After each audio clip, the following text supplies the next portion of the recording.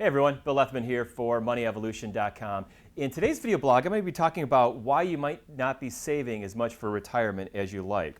According to some recent data from the Federal Reserve Bank of St. Louis, U.S. adults are saving just under 6% of their disposable income. And obviously, I think that number is just way too low. Many people are not saving at all. And according to that survey, this is not even something that's unique to just lower income individuals. Even many of those individuals that are making over $150,000 a year are still not saving enough money. So why is that? Well, I believe it has to do with your budget. You do have a budget, right? Well, if you've ever put together a budget, most people begin by listing out some of those big ticket items. So your housing obviously is going to be one of those items that you're going to list as part of your budget. You might have some car expenses, maybe a car payment or lease payment. You have some insurances, your auto and homeowners insurance, your health insurance. That's another big item that we have in our budget. Then, of course, taxes are another item that we have as well, and utilities. And in those items, what I think many people do is they look at those big ticket items as relatively inflexible items because they're more or less fixed.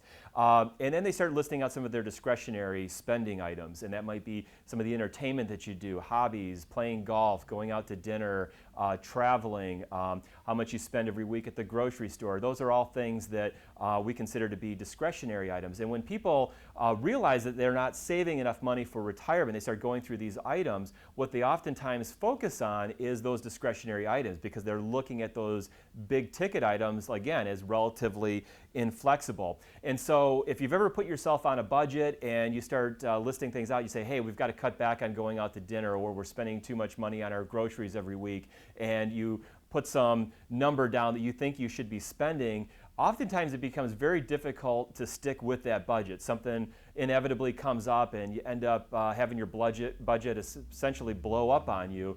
And it can be very frustrating, and then you maybe just give up on putting together a budget altogether.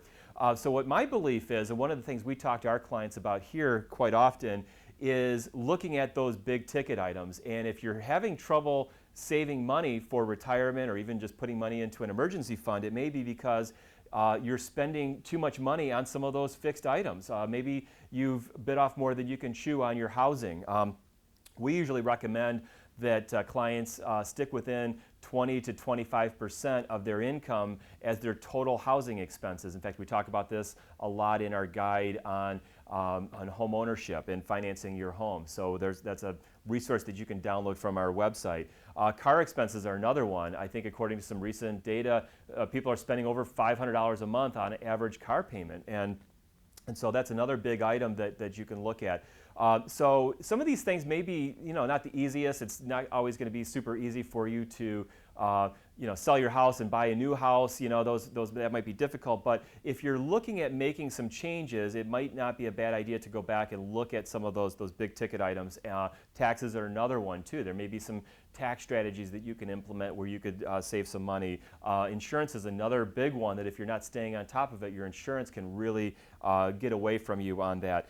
So take a look, instead of just focusing on those discretionary items, look at the big ticket items and look at where you could potentially save. Maybe you have a lease car that's coming due here soon. When you go to get your new car, if you're struggling on saving, maybe you get a less expensive car. Maybe even buy a slightly used car or you get an inexpensive lease.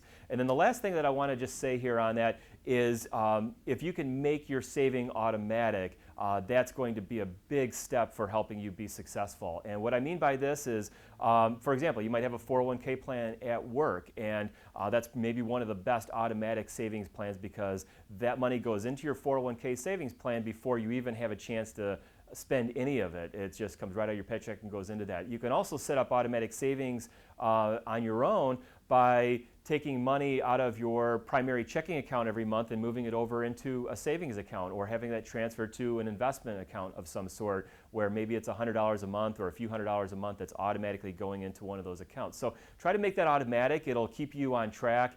And a budget is something that is ongoing. You really need to work with it on an ongoing basis. It's not a one-time event, and you are going to fall off course on your budget from time to time. But you just need to course correct, get back on track, and look at where you might be going wrong with that. So anyway, that's it for this video. I hope you enjoyed it. I hope you got some good information here.